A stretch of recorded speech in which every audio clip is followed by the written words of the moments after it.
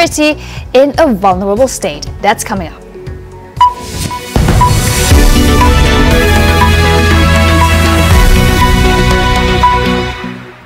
Starting today, ministers returning from work trips abroad will be excused from serving a 10-day quarantine.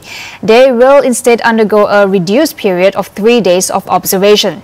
Now, this raises questions on how effective a 3-day quarantine period is to prevent the spread of COVID-19. We spoke to Master at the Academy of Medicine Malaysia, Professor Dr. Rosmati Mohamad, to explain the science behind the 3-day quarantine, or if there is a science behind it all. So CDC gave the option to reduce quarantine using symptom monitoring and diagnostic testing to 7 days, because when you actually have enough resources for diagnostic testing available, then if a diagnostic specimen tests negative and there is no symptoms reported during the daily monitoring, so the quarantine can then end after 7 days.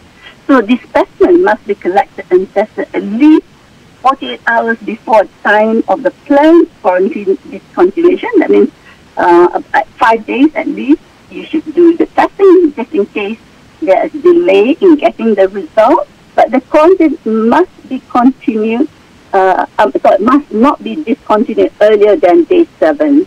So CDC gave the option to reduce quarantine using symptom monitoring and diagnostic testing to 7 days, because when you actually have enough resources for diagnostic testing available, then if a diagnostic specimen tests negative and there is no symptoms reported during the daily monitoring, so the quarantine can then end after 7 days.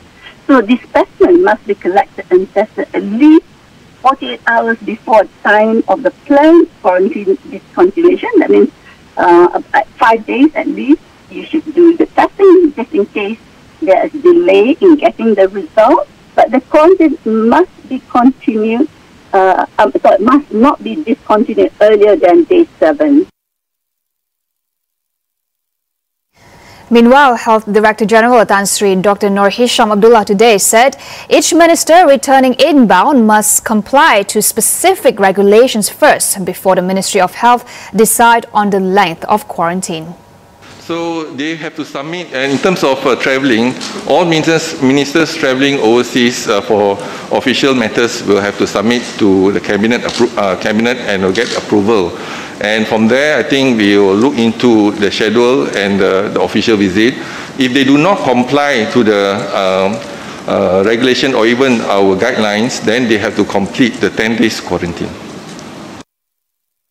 Meanwhile, the Malaysian Health Coalition has called on the government to revoke the order allowing a shorter quarantine period for ministers.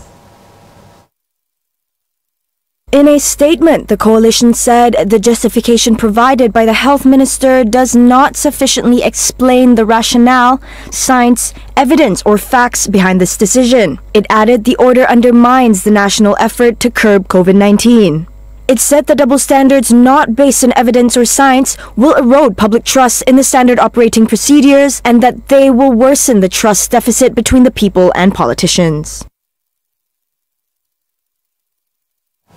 7 members of parliament have been selected into the independent special committee that will advise the Yang di-Pertuan Agong on the emergency in force until August 1st. The Prime Minister office in a statement today said the committee of 19 people will be chaired by former Chief Justice Tun Arifin Zakaria.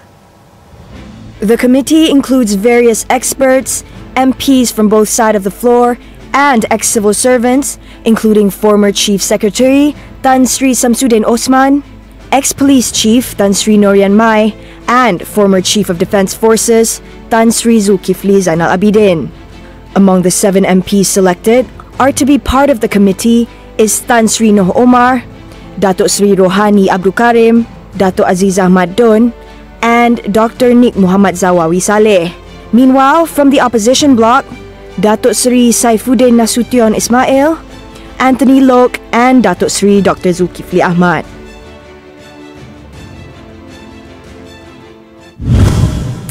All businesses under the retail sector can reopen tomorrow, while dining at restaurants will now be allowed under the MCO but limited to 2 persons per table. Senior Minister Datuk Sri Ismail Sabri Yaakob said the decisions were made after taking into consideration the economic impact the restrictions are having on businesses and individuals. However, he said strict SOPs will be put in place to ensure the safety of all Malaysians. The retail sector that can open starting from tomorrow includes apparel, fashion, accessory and shoe outlets. We'll take a short break. Stay with us.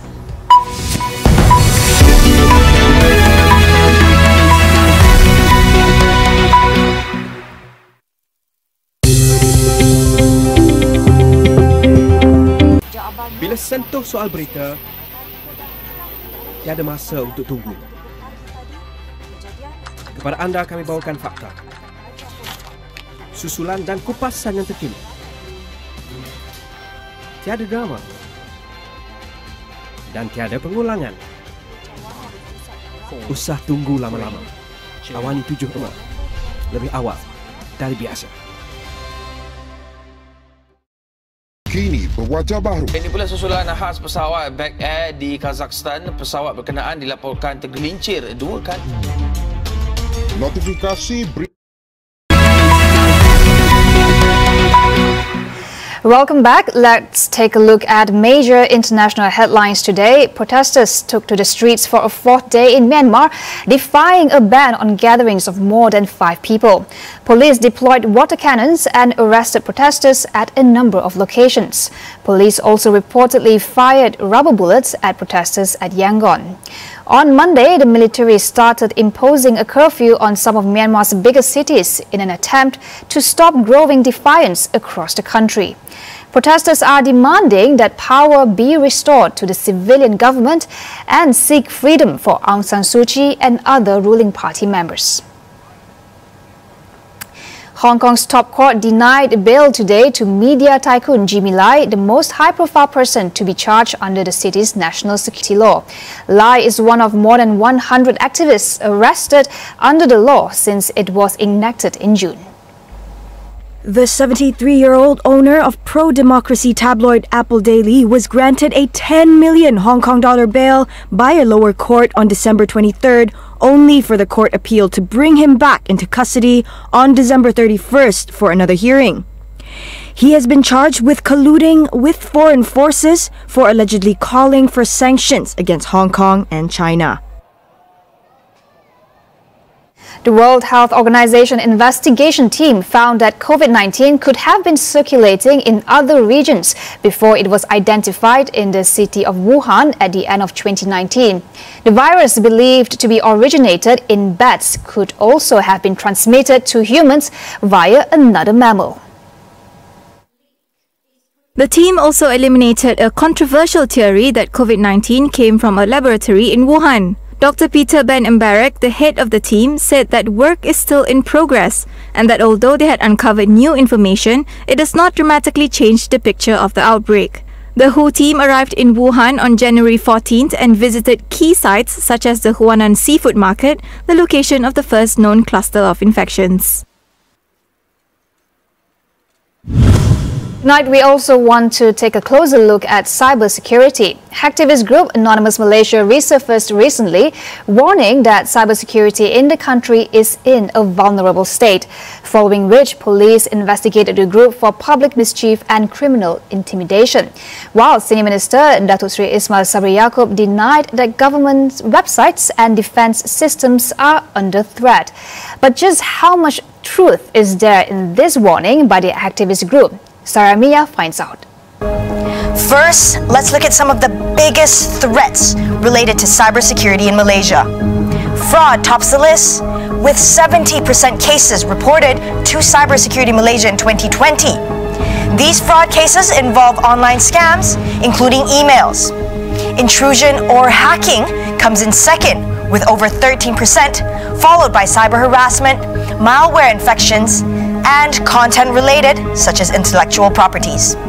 According to MCMC, there are about 41.7 million active internet users in Malaysia, And because of how connected we are in the cyberspace, cyber threats are expected to rise in the years. With more, I would say, connectivity that people are in now with digital connectivity, some more with digital technologies such as Internet of Things, cloud computing, etc., data analytics, we can see also a lot of data exchanges. So it's not just about the Internet of people, but it's also Internet of data, Internet of services. And in fact, the future is data-driven. So you can expect also more threats related to data. For example, maybe data breach, data theft, etc. That will happen from time to time, and this is something that we as a netizen in Malaysia needs to be aware of and to be ready and at least equip ourselves with a basic knowledge.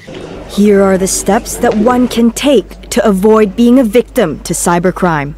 There's no such thing as 100% security, not only in Malaysia, but it's also globally.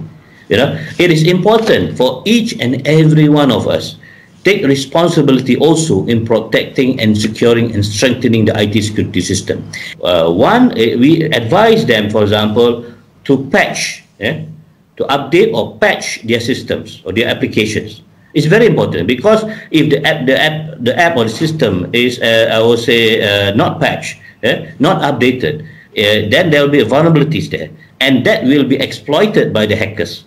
To do the necessaries, and they need to install, for example, security tools that can allow to us to have lock. For example, they need to install the IDS, intrusion detection system, or IPS, intrusion prevention system, or firewall, or anti-malware, or antivirus. These will help not only to protect and secure, we also be able to collect more data, logs about the security state of that organization or that system. This allows also for us later on to conduct digital forensic analysis if there is a need for that. Coming up on Consider This, how do we build vaccine confidence? What are the key issues to look at once the vaccines arrive? We speak to Minister of Science, Technology and Innovation, Khairi Jamaluddin's special advisor tonight. And tomorrow at 11 a.m, Link at Astro AWANI will be organising a webinar titled Halal dan Haram dalam Perubatan. A panel of experts will be discussing, amongst others, the topics of processes and practices in medicines according to Islamic laws. Be sure to register now at link.astroawani.com. And that is all we have for you on AWANI tonight. Get the latest news updates and info on COVID-19 and COVID-19 vaccines from astroawani.com and Astro AWANI app. I'm Cynthia Ng. We'll see you tomorrow night.